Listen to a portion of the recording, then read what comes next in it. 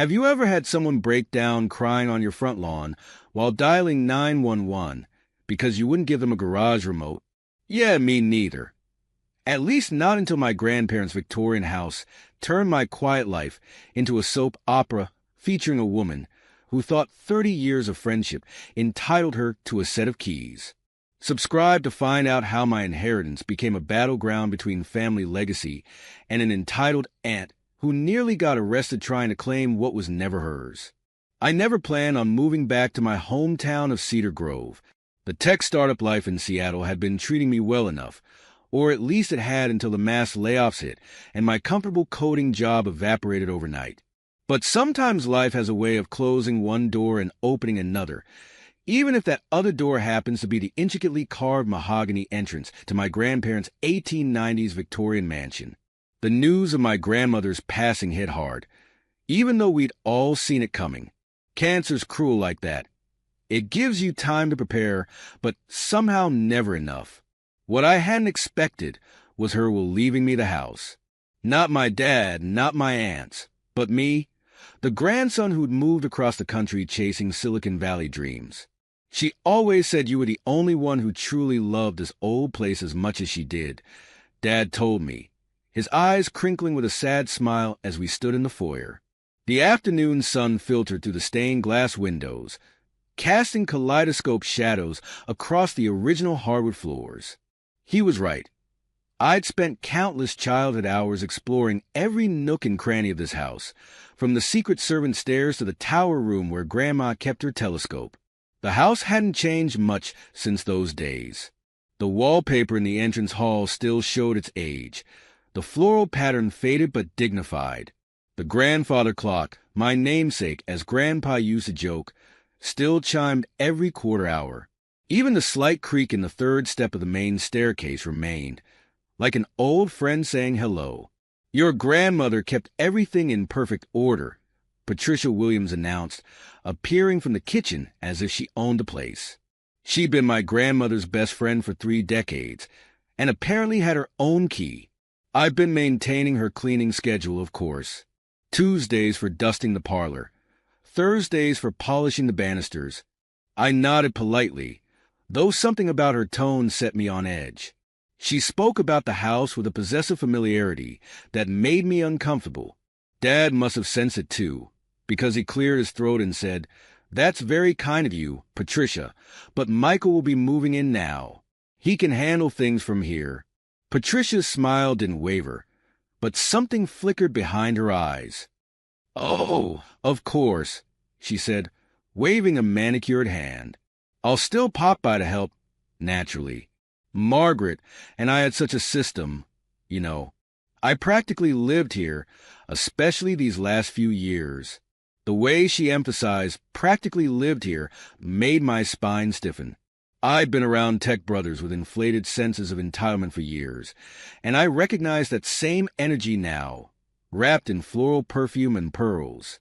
"I appreciate everything you've done," I said carefully, "but I think I'd like some time to settle in and figure out my own routine."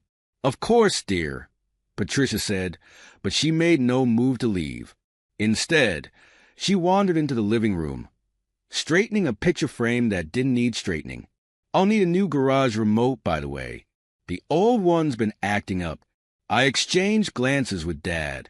I hadn't even known she had a garage remote in the first place.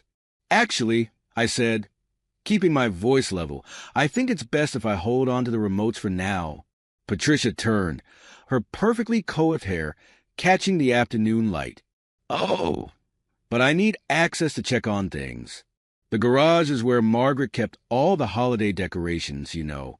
I always helped her put them up, and there it was, the first battle line drawn over a plastic remote control, though I didn't know it yet. I had no idea that this moment, this seemingly simple disagreement, would spiral into a suburban warfare that would have the whole town talking and end with police cars in my driveway. But that's getting ahead of the story. The next few weeks were a blur of cardboard boxes, dusty memories, and increasingly awkward encounters with Patricia. She had a knack for showing up at the most inconvenient times, usually when I was in the middle of sorting through decades of family history or trying to get my remote work setup functioning in the old study. Michael, dear, her voice would ring through the house, somehow finding its way past my noise-canceling headphones during important Zoom calls. She still used her key, despite my hints about boundaries and personal space. I brought you some of my famous potato salad. At first, I tried to be understanding. She'd been close to my grandmother, after all, but there was something unsettling about how she'd wander through the rooms, touching things, reminiscing about where every piece of furniture came from and how she'd helped pick it out. It was as if she was giving tours of her own home, rather than visiting someone else's. The breaking point came on a rainy Tuesday afternoon. I was in the garage, finally tackling the monumental task of organizing decades' worth of stored treasures. My grandmother had been a collector of antiques, each piece carefully wrapped and documented. I just discovered a stunning Art Deco lamp when I heard the familiar sound of tires on wet gravel. Patricia's BMW pulled up, but this time she wasn't alone. A man in a crisp suit stepped out with her, holding an umbrella over both their heads. "This is the garage I was telling you about, James," I heard her say through the open side door. "Plenty of space for a showroom conversion. The ceiling height is perfect." I stepped out, still holding the lamp. "Excuse me?" Patricia barely flinched at my appearance. "Oh, Michael, perfect timing. This is James Cooper from Luxury Homes Real Estate. I was just showing him the property's potential." The realtor extended his hand, which I didn't take. "Ms. Williams has told me all about this beautiful home. I must say, the historical value alone." "Patricia," I cut in, trying to keep my voice steady, "why are you showing a realtor around my house?" She laughed, that same tinkling laugh she'd used at all my grandmother's garden parties. "Don't be silly, dear. I'm not showing him around. I'm just getting some professional opinions. This house has so much potential as a bed and breakfast or an antique gallery. Margaret and I used to talk about it all the time." "What my grandmother discussed with you doesn't matter," I said, setting down the lamp carefully. "This is my house now. You can't just bring people around to assess it without my permission." Patricia's smile hardened. "Michael, I practically ran this house for 30 years. Your grandmother relied on me for everything she would have wanted. What she would have wanted doesn't change the fact that she left the house to me," I interrupted. "And I want you to leave. Now, both of you." The realtor had the good sense to look embarrassed. "I'm sorry, I didn't realize." Ms. Williams implied she had authority to. "She doesn't," I said firmly. "And I'd appreciate it if you didn't come back." As James hurried back to his car, Patricia's facade finally cracked. "How dare you embarrass me like that? After everything I've done for this family, your grandmother promised me I would always have a place here. A place as a friend, maybe. Not as an owner." I pulled out my phone. "I'm changing the locks today, Patricia, and I need you to give back the garage remote and any keys you have." Her face went through a remarkable transformation, shock, hurt anger, and then something else, something almost calculating. "You can't do this to me. I have rights." "No, you don't. Not legally." "We'll see about that," she snapped, digging through her purse. She pulled out the garage remote, and for a moment, I thought she might throw it at me. Instead, she clutched it to her chest like a shield. "Margaret gave me this remote because she trusted me, because she knew I would take care of things when she was gone. The remote, Patricia. Now." "No." Her voice was quiet but firm. "No, I don't think I will. And if you try to take it from me, I'll call the police." I almost laughed. "You're going to call the police because I want my own garage remote back." She lifted her chin, pearls gleaming in the gray afternoon light. "Watch me." As she pulled out her phone and started dialing, I had a surreal moment of clarity. This wasn't really about the remote at all. It was about control, about someone unable to let go of a past that no longer belonged to them. I just never imagined it would end with flashing lights and sirens in my driveway. But that's exactly where we were headed. I wish I could say Patricia was bluffing about calling the police, but 5 minutes later, I found myself watching through the garage windows as two patrol cars pulled into my driveway, their lights casting eerie blue shadows across the Victorian's ornate facade. The absurdity of the situation hit me. We were having a standoff over a garage door opener that cost maybe $30 at Home Depot. "Ma'am, you called about a threatening situation?" The first officer approached carefully, taking in the scene, a well-dressed older woman clutching a garage remote like it was the crown jewels, and me, standing in my own garage doorway looking completely bewildered. "Yes, Officer Martinez." Patricia's voice trembled with well-practiced distress. "This young man is trying to forcibly take my property. I've had this remote for years. His grandmother gave it to me herself." Officer Martinez, a woman probably around my age with sharp eyes and an even sharper sense of people, glanced between us. "Sir, your side of the story?" "This is my house," I said, fighting to keep my voice level. "I inherited it from my grandmother. Patricia was a family friend who had access while my grandmother was alive, but now she's refusing to return the remote and brought a real estate agent here, without my permission. He's lying." Patricia's voice rose an octave. "Margaret promised me I would always have access. I have proof." She started digging through her purse again, pulling out her phone. "Look, I have photos of me here, text messages." "Ma'am," Officer Martinez held up a hand. "Property ownership and access rights are clearly established through legal documentation, not photos or text messages. Do you have any paperwork showing you have a right to be here?" Patricia's face flushed. "I don't need paperwork. I was Margaret's best friend for 30 years. I helped her maintain this house. I kept it running when she was sick. Ask anyone in town. They'll tell you I practically lived here." "Practically living somewhere doesn't make it yours," I said quietly. Then I remembered something. "Officers, would you like to see my security camera footage?" Patricia's head snapped up. "What?" I pulled out my phone, pulling up the app I'd installed last week after noticing things slightly out of place in the garage. I set up cameras after suspicious activity. They caught some interesting footage yesterday. The color drained from Patricia's face as I showed the officers a video. Patricia trying her key in the new garage side door lock at 2 a.m., then attempting to override the electronic keypad with what looked like a universal remote. "Ms. Williams," Officer Martinez's tone shifted from patient to stern. "Were you attempting to gain unauthorized access to this property?" I was just checking on things, like I always do." Patricia's composure cracked completely. "You don't understand. Everything I did was for Margaret. This house was my life, too. He can't just come in and erase 30 years of memories." The second officer, who had been quietly observing, stepped forward. "Ma'am, regardless of your history with the property, you have no legal right to enter without the current owner's permission. The garage remote needs to be returned immediately." "But, Ms. Williams," Officer Martinez cut in, "you can either return the remote voluntarily, or we can add theft of property to the potential charges for attempted breaking and entering." The garage remote clattered to the ground as Patricia burst into tears. Real ones this time, not the performative drop she'd shown earlier. "You don't understand," she sobbed. "Margaret was my best friend.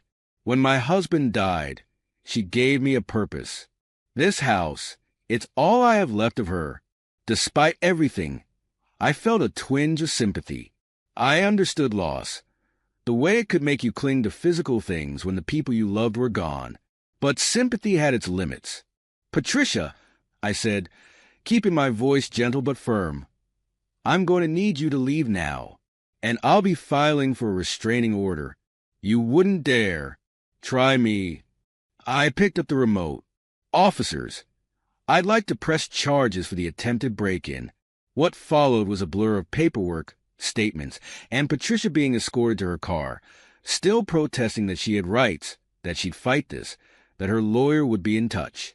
As the police cars pulled away, I stood in the driveway, remote in hand, wondering how something so small could cause so much chaos. But this wasn't over. Not by a long shot. The next morning, my inbox would be flooded with messages from concerned neighbors, each with their own story about Patricia and my grandmother, each taking sides in a conflict that was about to divide our small town right down the middle. And somewhere in the house, hidden among decades of memories, was a truth about their friendship that would change everything. I spent the next morning installing new security cameras around the property when my dad showed up, clutching a dusty leather-bound book. "Found this in the attic of my house," he said, his expression unreadable. "It's your grandmother's diary. You might want to read it." The last thing I needed was more complications, but something in his voice made me take it. Later that night, sitting in my grandmother's favorite reading chair, I opened the diary and began to read. What I found changed everything I thought I knew about Patricia and my grandmother's relationship. Patricia came by again today. One entry read from 15 years ago. "I love her dearly, but her attachment to this house worries me. Sometimes I think she sees it as an escape from her own grief. After losing Robert, she started spending more time here than at her own home. I want to help her, but I fear I'm enabling something unhealthy." More entries followed, painting a picture of a complex friendship strained by Patricia's growing possessiveness. My grandmother had recognized the signs, but struggled to set boundaries with someone she cared about. The final entry, dated just weeks before her death, hit hardest. "I've decided to leave the house to Michael. Patricia won't understand. She'll see it as a betrayal. But this house needs someone who loves it for what it is, not what it represents. Michael has always seen its soul, just like I do. I hope someday Patricia will understand that helping her heal wasn't about giving her a new home, but helping her find the strength to build her own life again." The diary slipped from my hands as memories flooded back. Patricia hovering at every family gathering, inserting herself into every decision, treating the house like a museum she curated. My grandmother had tried to help a grieving friend, but created a dependency instead. The next day, I received notice that Patricia was suing for partial ownership of the house, claiming years of unpaid labor and verbal promises. But instead of calling my lawyer, I did something unexpected. I called Reverend Thompson, who had been both my grandmother's and Patricia's pastor for decades. "I think it's time we all sat down and talked," I said. Really talked. The meeting was set for Sunday afternoon in the church office. Patricia arrived with her lawyer, but I came alone. Reverend Thompson sat between us, his gentle presence somehow making the room feel less tense. "Before we begin," I said, pulling out the diary, "I'd like to read something." Patricia's face changed as I read the entries, shock, pain, and finally understanding washing over her features. "She knew," Patricia whispered, tears forming. "All this time, she knew I was using this house to avoid dealing with your grief?" I finished softly. "Yes, and she worried about you, but she didn't know how to help without making it worse." Patricia's lawyer started to speak, but she waved him quiet. "I lost Robert so suddenly," she said, her voice breaking. "This house became my anchor. Your grandmother, she never turned me away, even when I showed up at midnight, crying about nothing and everything. This place felt more like home than my empty house ever did." "I understand," I said, and I did. "But suing me won't bring her back. It won't fill the void." Reverend Thompson leaned forward.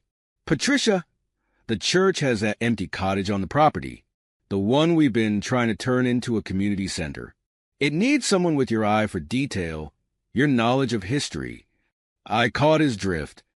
"Someone who could turn it into a place where people could find the same comfort you found here."